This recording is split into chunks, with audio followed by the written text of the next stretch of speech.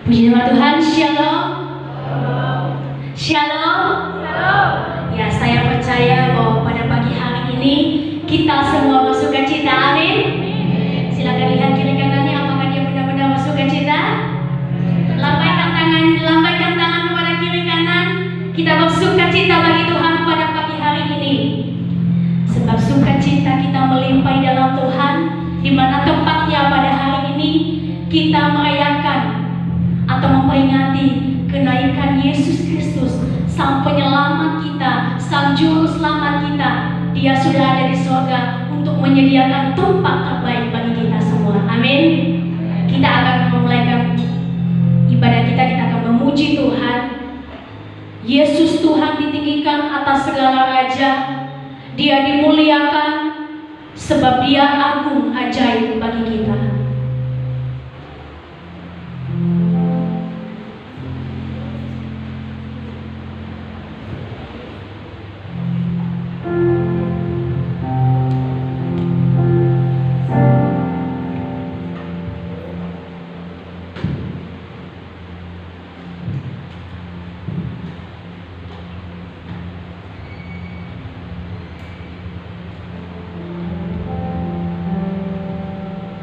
Mari kita tenangkan hati kita.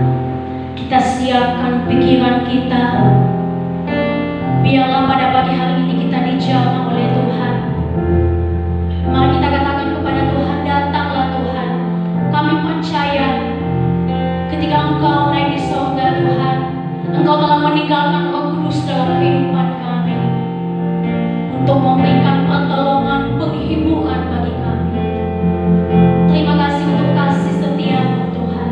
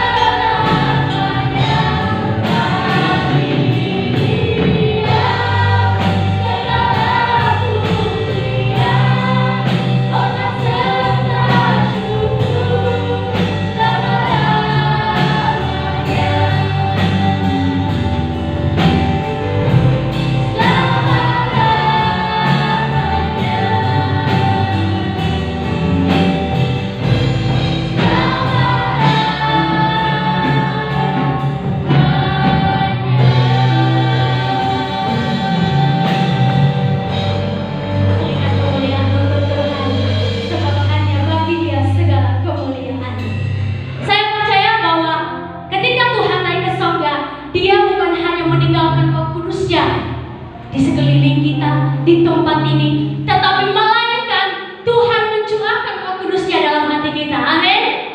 Roh Kudus tercurah di tempat ini.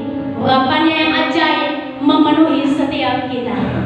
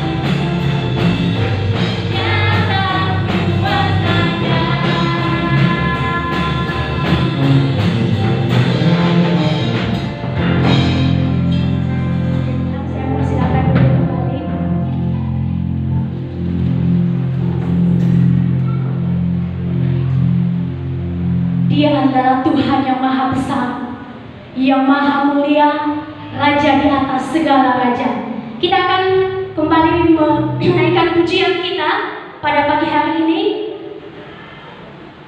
Tuhanku maha besar, Tuhanku maha mulia.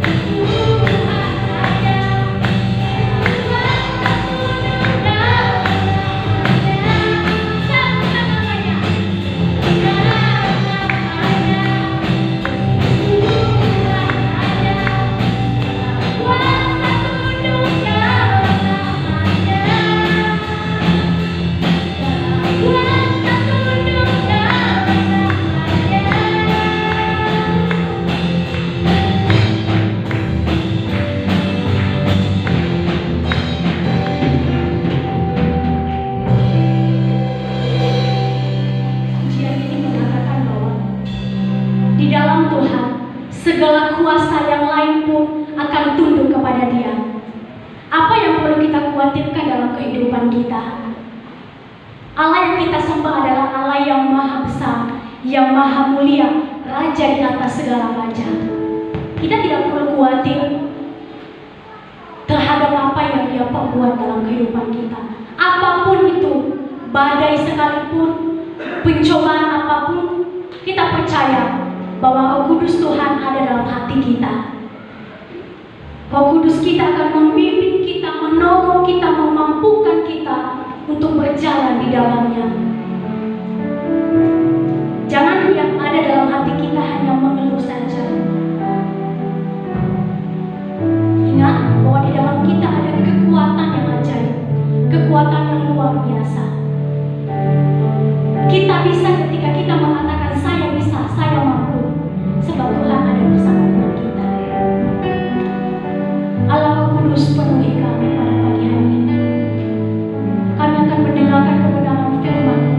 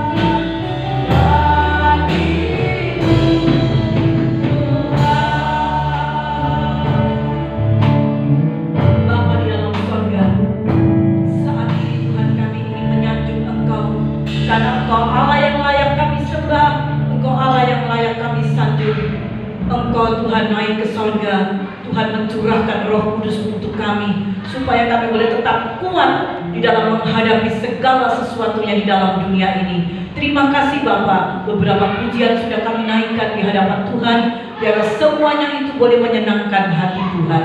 BL Singer musik yang sudah memandu kami, kiranya Tuhan Yesus memberkati mereka. Terima kasih Bapa, terima kasih Tuhan Yesus. Tibalah saatnya bagi kami akan mendengarkan kebenaran firman Tuhan. Tuhan Yesus, kami percaya Tuhan ada di tengah-tengah kami. Tuhan akan menyatakan isi hati Tuhan kepada kami, supaya kami boleh mengerti apa maksud kehendak Tuhan yang harus kami lakukan. Tuhan, terima kasih ya Tuhan. Biarlah hikmat dan pengurapan Allah, otoritas Allah turun atas hamba-Mu, supaya kebenaran firman Tuhan ini boleh sampai kepada sidang jemaat Tuhan. Kami percaya Tuhan akan memberkati kami melalui kebenaran firman Tuhan. Terima kasih Bapa. Sekali lagi Bapa, hancurkan segala pekerjaan iblis kuasa kegelapan yang ingin mengambil benih-benih firman Tuhan. Biarlah firman-Mu itu boleh senantiasa menjadi rema dalam kehidupan kami. Terima kasih Bapa. Inilah doa kami dalam nama Tuhan Yesus. Kami sudah berdoa dan mengucapkan syukur. Haleluya. Amin. Ya, silakan duduk saudara terkasih. Ya, saya ucapkan selamat pagi, selamat kita beribadah kepada Tuhan. Kiranya Tuhan Yesus akan memberkati kita semuanya. Ya, puji nama Tuhan. Hari ini kita seluruh umat Kristiani di belahan dunia ini, termasuk itu di Indonesia, sehingga pemerintah pun memberikan tanggal merah, ya saudara. Berarti satu kesempatan kita untuk beribadah kepada Tuhan. Ya, puji nama Tuhan. Saudara kekasih, ya. Saya katakan seluruh umat Kristiani kita memperingati hari kenaikan Tuhan Yesus. Ya, ini saudara, kalau kita berbicara tentang kenaikan Tuhan Yesus, sebenarnya ini identik dengan kedatangan Tuhan Yesus. Seperti apa yang sudah saya share di grup, ya saudara, bahwa tema firman Tuhan pada pagi hari ini adalah Tuhan Yesus naik ke sorga dengan cara yang terangkat, dengan cara yang ajaib. Mengapa itu terjadi dan bagaimana itu kejadiannya?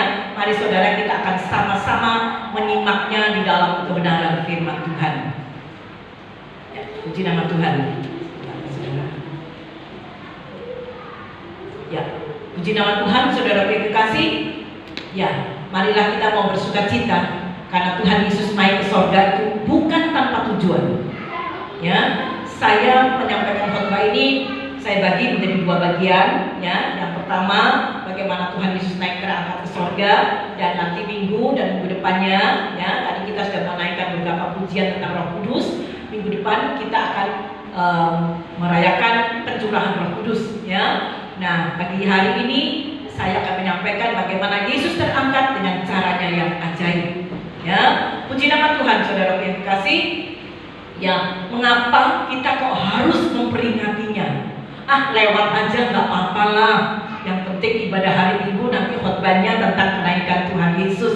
Ya, memang seperti itu, saudara. Tetapi semua gereja aliran apa saja, saudara ya, hari ini mereka semua memperingati hari kenaikan Tuhan Yesus. Kenapa saudara kita harus memperingatinya?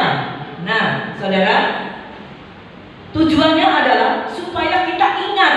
Ya, makanya tiap tahun dan di dalam kalender selalu merah supaya kita memperingatinya, khususnya umat Kristiani. Ya, saudara, kita harus ingat, kita harus mengerti siapa Yesus yang naik ke sorga itu. Ya, puji nama Tuhan, saudara yang terkasih. Siapa Yesus yang sebenarnya itu, saudara? Ya, kenaikan Tuhan Yesus itu adalah 40 hari setelah apa, saudara? Wah, ini gak ada buat ya. Tuhan Yesus naik ke sorga itu 40 hari setelah apa? Setelah kematian atau setelah kebangkitan? Ya, setelah kebangkitannya. Ya, kenaikan Tuhan Yesus itu merupakan puncak klimaks Tuhan Yesus berada di dalam dunia. Ya, Tuhan Yesus lahir, Tuhan Yesus melalui kematian, kebangkitan, ya. Dan saudara, puncak klimaksnya adalah Tuhan Yesus harus naik ke sorga. Saudara, Alkitab mencatat bahwa kenaikan Tuhan Yesus adalah dengan cara seperti di dalam gambar itu, saudara ya. Tuhan Yesus naik ke sorga dengan cara yang seperti itu, terangkat, bukan diangkat, bukan saudara, tetapi terangkat. Ya, bagaimana dengan apa kata firman Tuhan, saudaraku? Ya, ini adalah sesuatu yang spektakuler. Ini adalah kejadian yang sangat dahsyat. Terangkat Tuhan Yesus. Kenapa kok bisa terangkat ya? Nah, saudaraku, mari kita akan sama-sama melihat di dalam kebenaran firman Tuhan di dalam Injil Lukas pasal yang ke-24 ayat yang ke-50 sampai yang ke-53. Ayat firman Tuhan ini bukan asing lagi buat kita.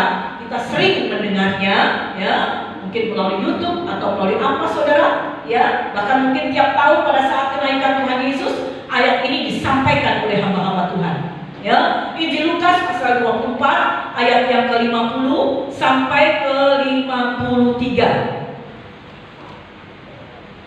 Ya, saudara dapat melihatnya di layar LCD. Saya akan bacakan buat saudara. Saya akan adakan penekanan-penekanannya ya, saudara ya. Baik, demikian bunyi firman Tuhan. Lalu Yesus membawa mereka keluar kota. Mereka itu murid-muridnya ya, saudara ya. Lalu Yesus membawa mereka keluar kota sampai dekat Betania. Di situ ia mengangkat tangannya dan memberkati mereka. 51. Dan ketika ia sedang memberkati mereka, ia berpisah dari mereka dan terangkat ke sorga. 52. Mereka sujud menyembah kepadanya, lalu mereka pulang ke Yerusalem dengan sangat bersuka cita. 53. Mereka senantiasa berada di dalam bait Allah dan memuliakan Allah. Amin. Puji nama Tuhan, saudaraku yang kekasih. Untuk orang-orang yang tidak mengenal Tuhan, atau katakanlah untuk orang-orang dunia, ya, peristiwa kenaikan Tuhan Yesus itu tidak ada apa-apanya. Tetapi bagaimana dengan kita sebagai orang percaya? Wow, sangat luar biasa. Yesus lahir, sangat luar biasa. Yesus bangkit, sangat luar biasa. Yesus lahir, Yesus mati, Yesus bangkit. Dan yang keempat apa, saudara? Ada 5K yang harus saudara ketahui, ya. Ini adalah skenario dan penggenapan firman Tuhan untuk kita manusia. Pertama, kelahiran. Bisa saya katakan dengan istilah 5K, ya. 1, kelahiran. 2, kematian. 3, kebangkitan. 4, kenaikan Tuhan Yesus yang sekarang kita rayakan. Yang 5 kira-kira apa, saudara? Iya, kedatangan Tuhan Yesus. 4 sudah digenapi, 1 belum. Dan saat ini sedang kita menunggu itu, ya saudara ya. Saudara, sekali lagi bagi kita orang percaya, kenaikan Tuhan Yesus itu membawa arti yang sangat luar biasa. Ya, apanya yang sangat luar biasa? Makanya saya bagi 2. Sekarang saya akan sampaikan Tuhan Yesus naik ke sorga dengan tangan yang memberkati, ya, dengan cara yang ajaib. Hari Minggu saya akan sampaikan mengapa Yesus naik ke sorga, apa tujuannya Yesus naik ke sorga. Ya, saya kasih pendahuluannya aja. Tujuan Yesus naik ke sorga adalah untuk kepentingan kita. Kepentingan apa, saudara? Tunggu kita nanti dengar firman Tuhan hari Minggu, ya saudara. Puji nama Tuhan. Ketika Tuhan Yesus naik dan terangkat ke sorga, saudara, mata mereka memandang Tuhan Yesus. Nah, ini kita perlu baca ayatnya, sebab di sini tidak ada ayat yang sudah kita baca. Saudara, ayat yang satu dengan ayat yang lain itu sangat saling berkaitan. Mari kita sekarang buka di dalam Kisah Para Rasul ayat 1, ayat 6 sampai 10. Kisah Para Rasul pasal 1 ya saudara. Kisah Para Rasul pasal 1 ayat 6 sampai 10. Saya harus bacakan semua saja supaya bisa saudara ini ya mengerti. Baik. Demikian bunyi firman Tuhan. Maka bertanyalah mereka yang berkumpul di situ, Tuhan, maukah Engkau pada masa ini memulihkan kerajaan bagi Israel? 7. Jawabnya, Engkau tidak perlu mengetahui masa dan waktu yang ditetapkan Bapa sendiri menurut kuasanya. 8. Tetapi kamu akan menerima kuasa kalau Roh Kudus turun ke atas kamu, dan kamu akan menjadi saksiku di Yerusalem dan di seluruh Yudea dan Samaria dan sampai ke ujung bumi. 9. Sesudah ia mengatakan demikian, terangkatlah ia, disaksikan oleh mereka, dan awan menutupnya dari pandangan mereka. 10. Ketika mereka sedang menatap ke langit, waktu ia naik itu, tiba-tiba berdirilah 2 orang yang berpakaian putih dekat mereka. Ya, sampai di situ. Puji nama Tuhan, saudara yang dikasih. Di sini dicatat, ketika Tuhan Yesus naik terangkat ke sorga, mata mereka di sini adalah murid-muridnya, saudara. Mata murid-muridnya memandang, menatap. Saudara, mengapa pakai kata memandang dan menatap?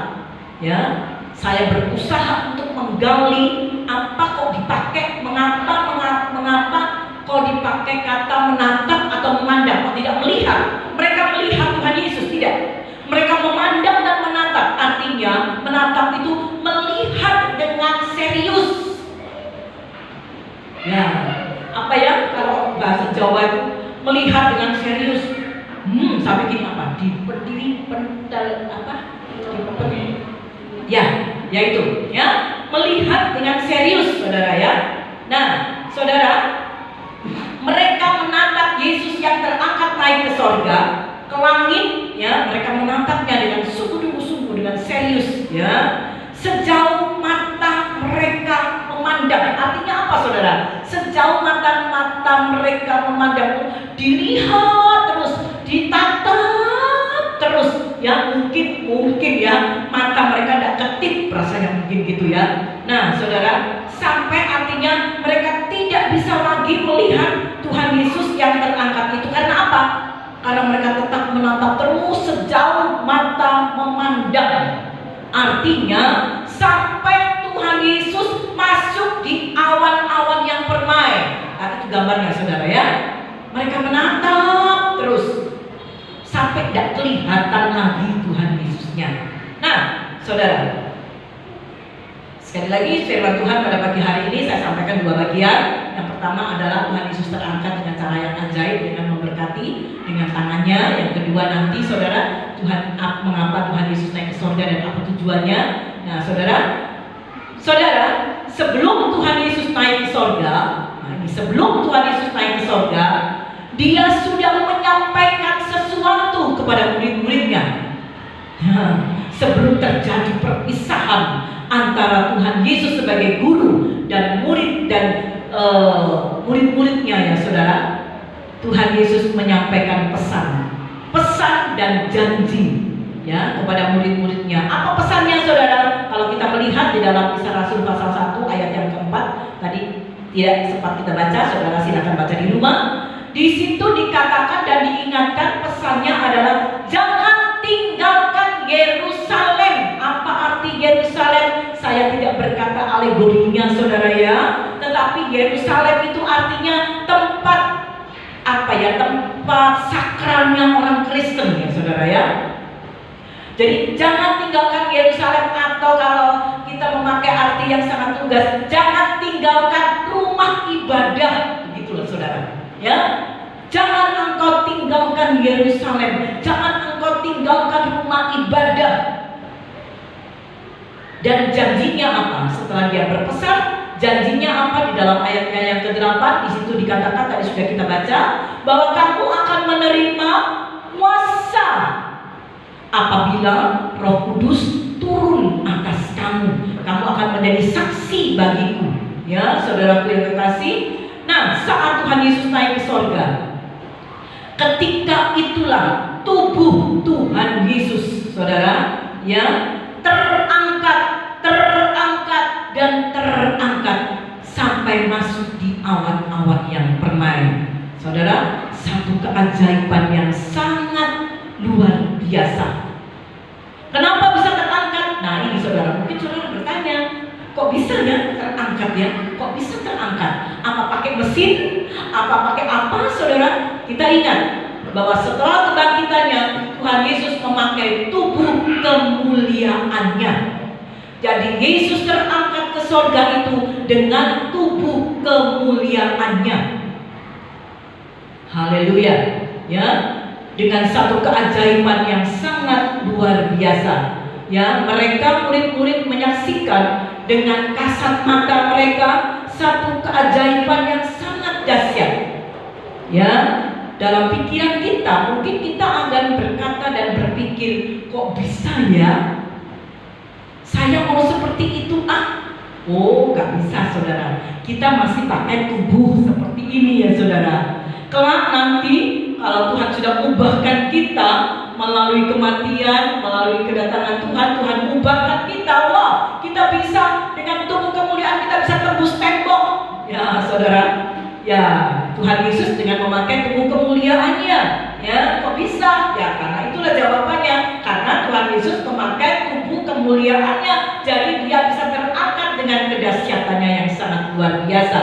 Ya, jadi kuasa apa yang membuat dia terangkat, saudara?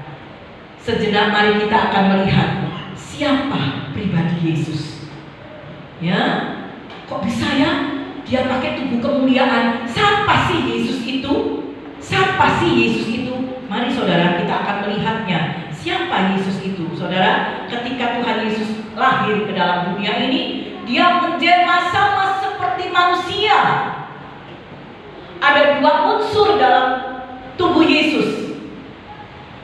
Pada waktu dia kematiannya juga ada dua unsur. Ketika dia mati di kayu salib ada dua unsur, manusia 100%.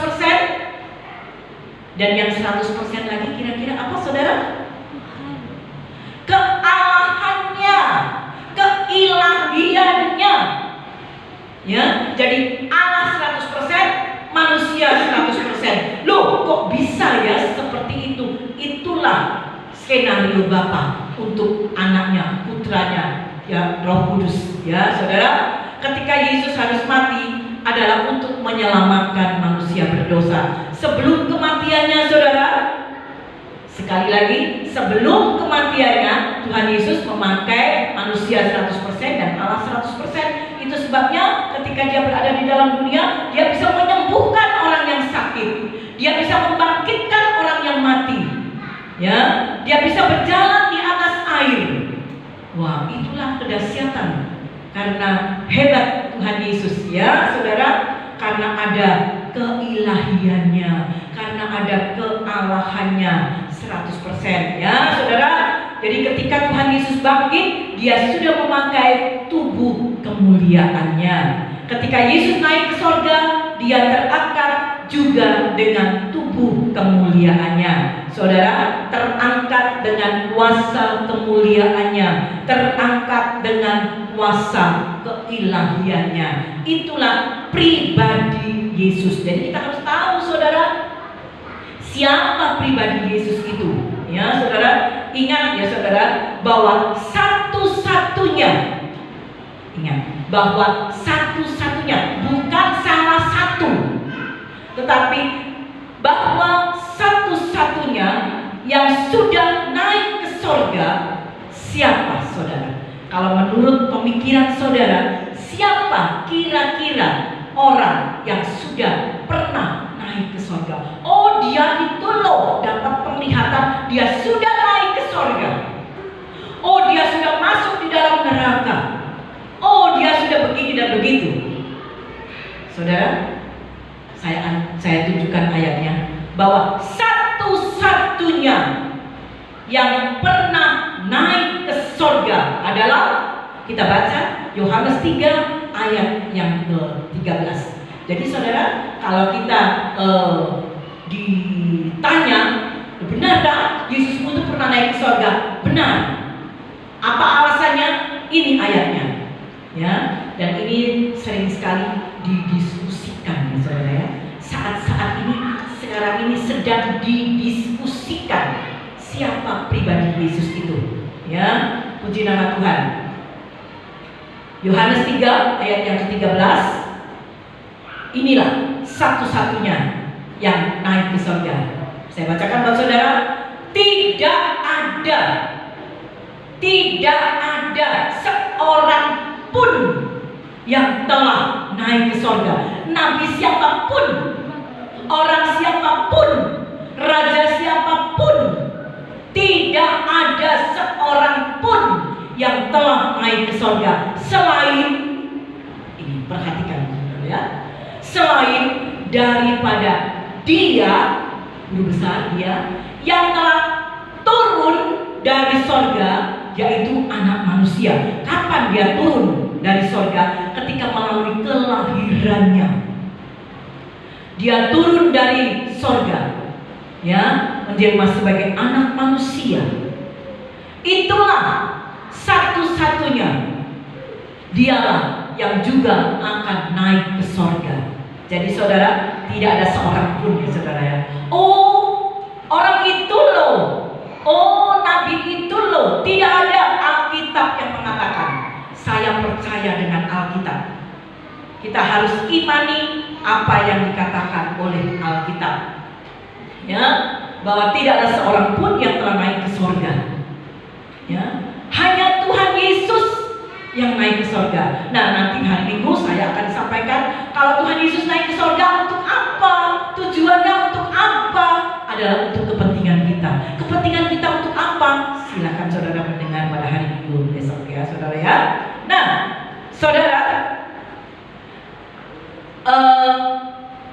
ketika Tuhan Yesus terangkat ke surga, tadi sudah kita baca dalam ayatnya. Ketika Tuhan Yesus naik ke surga, Dia mengangkat tangannya. Betul ya saudara?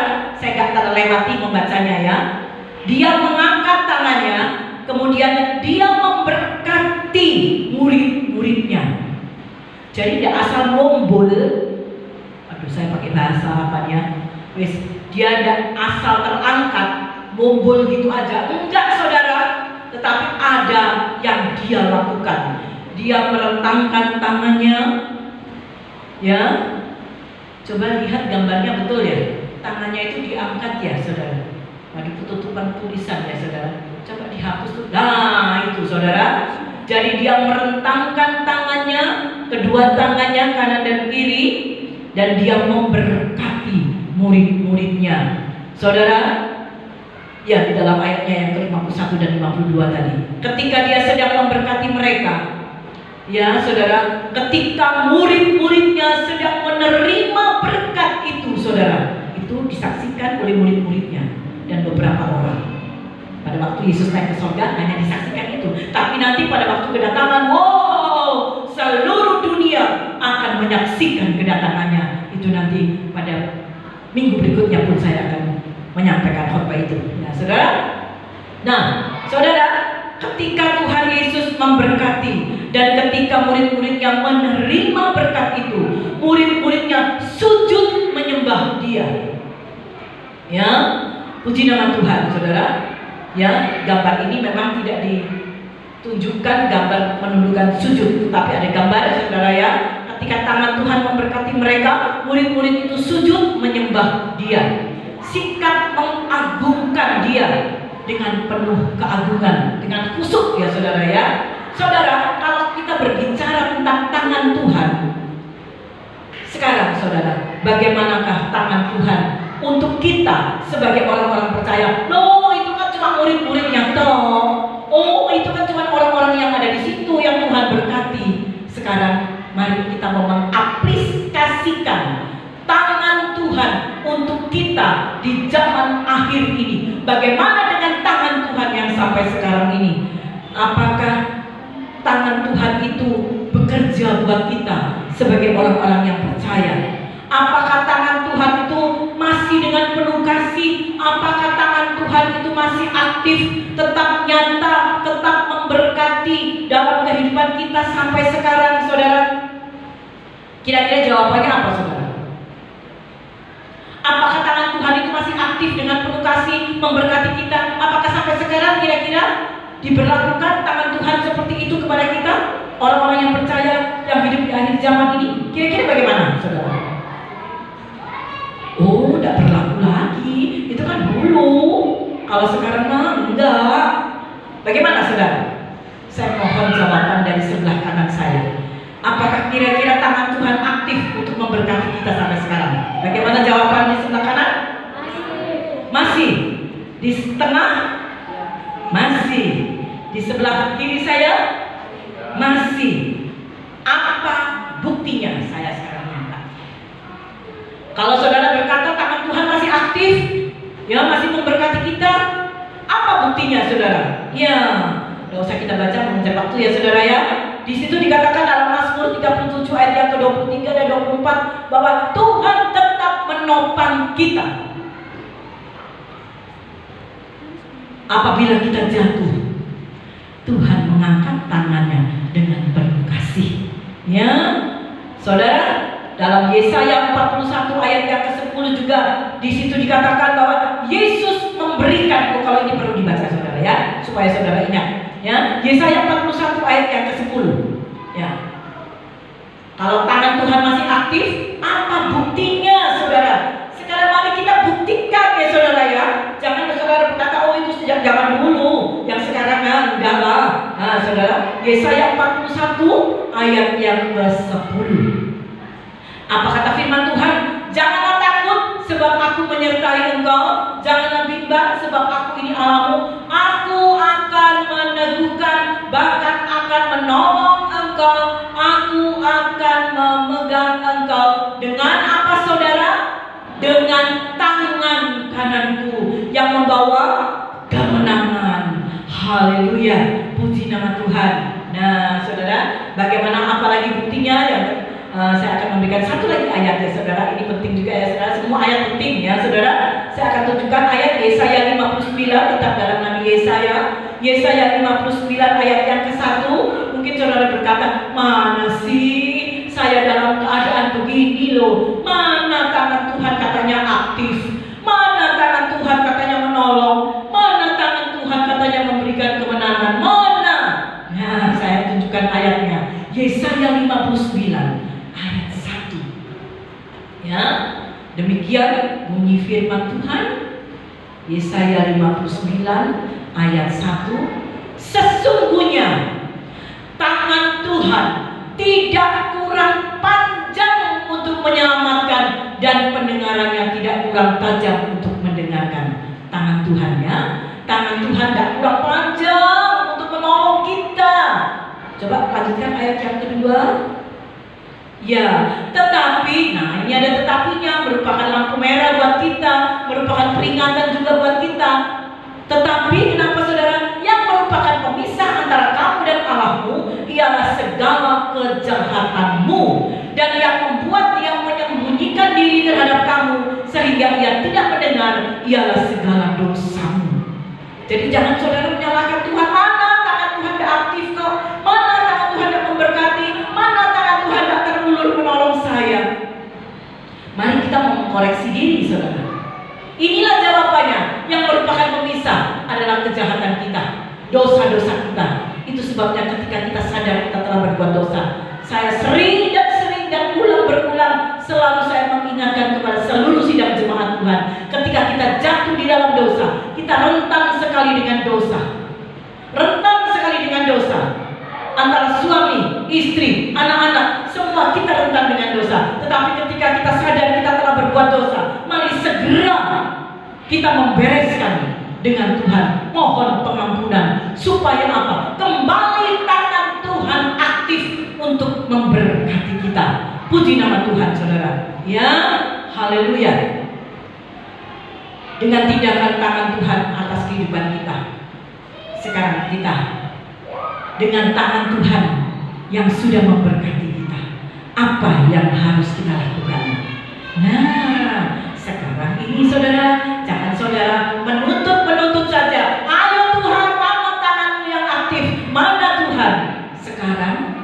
Tuhan perhadapkan juga kepada kita.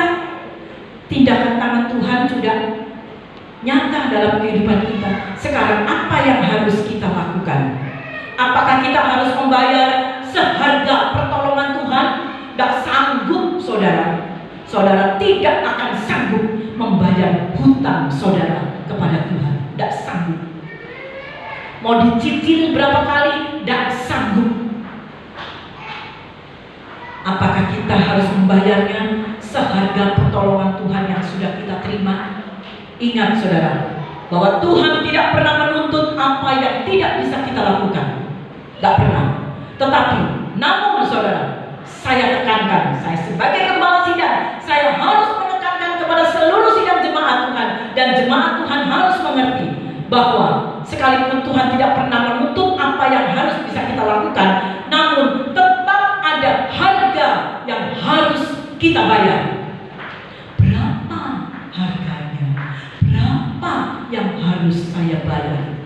Saudara, tetap ada harga yang harus kita bayar. Lakukanlah apa yang Tuhan mau untuk kita lakukan. Tuhan tidak pernah, ayo kamu harus begini. Kalau kamu tidak bisa melakukan seperti ini, kamu akan mendapat hukuman. Tidak pernah Tuhan berkata seperti itu. Lakukanlah apa yang kamu bisa lakukan. Lakukanlah sebagai bayar harga atas pertolongan Tuhan. Apa yang Tuhan inginkan, saudara? Apa yang Tuhan inginkan? Tuhan tidak pernah minta yang bertele-tele yang terlalu ribet, saudara. Tuhan cuma minta apa, saudara? Mengucap syukur, berterima kasih. Yang ada ayat yang mengatakan mengucap syukurlah dalam segala hal, karena itulah yang dikehendaki oleh Allah. Jadi Allah minta menghendaki supaya kita mengucap syukur. Dan yang kedua adalah apa, saudara? Kita mau sujud menyembah kepadanya. Supaya kita mau sujud menyembah kepada Tuhan. Itu yang Tuhan minta, saudara. Tuhan tidak pernah minta yang neko-neko. Ya, saudara, apa yang Tuhan inginkan. Yang kedua adalah sujud menyembah kepada Tuhan. Kalau kita melihat, saya bawa sedikit ya saudara, ke dalam cerita Injil Matius pasal 4 yang ke-10. Pada waktu Tuhan Yesus dicobai oleh iblis, saudara. Pertama iblis mengatakan, ayo jadikan apa? Yang pertama apa, saudara? Jadikan batu menjadi roti. Loh, tantang, saudara. Yang kedua, ayo turunkan kamu ke bawah, nanti ada malaikat kok yang nolong kamu. Tuhan bilang tidak. Tetapi yang ketiga, Tuhan dengan sangat tegas mengatakan, karena iblis berkata, ayo sekarang Tuhan Yesus, aku akan memberikan semua ini, kerajaan dunia, seluruh dunia ini, asal kamu sujud menyembah kepadaku. Wow, Tuhan dibegitukan, Tuhan Yesus dibegitukan oleh iblis. Bagaimana, saudara? Wow, saudara, Tuhan katakan, enyahlah engkau iblis, enyahlah engkau iblis, engkau harus menyembah Tuhan Allahmu. Engkau harus beribadah hanya kepada Tuhan. Engkau harus, ada kata harus, ya. Tuhan tidak katakan hendaklah kamu menyembah Tuhan. Tidak. Engkau harus, pertama, enyahlah engkau iblis. Engkau harus menyembah Tuhan Allahmu. Jadi saudara yang kekasih, apa yang Tuhan inginkan? Pertama, kita harus mengucap syukur dalam segala hal. Yang kedua adalah kita harus menyembah, sujud kepadanya. Itulah yang dikehendaki Tuhan. Saat kita mengangkat tangan kita mau menyerah, kita mau bersyukur, kita mau menyembah Tuhan, disitulah tangan Tuhan akan segera turun kepada kita. Ketika tangan ketika kita mengangkat tangan kita, maka disitulah Tuhan akan turun tangan atas kita. Ya, puji nama Tuhan. Mari kita mau melakukan itu, apa yang kita bisa buat. Ya, saudara, itulah yang dapat saya sampaikan sesi yang pertama ini. Untuk yang kedua nanti berikutnya saya akan lebih lanjut lagi ya saudara. Tetapi marilah dengan kedahsyatan Tuhan yang sangat luar biasa, Yesus naik ke surga dengan tangannya yang terangkat, dengan tangannya yang sudah memberkati ya, memberkati kita semua, dan tangan itu sampai sekarang memberkati kita.